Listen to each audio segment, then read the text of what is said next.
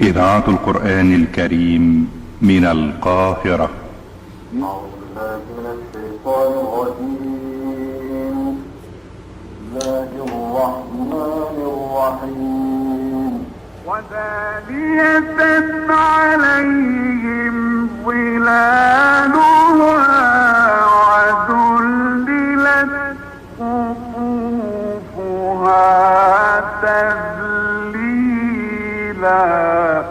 واصبر وما صبرك إلا بالله ولا تحزن عليهم ولا تك في ضيق مما يمكرون.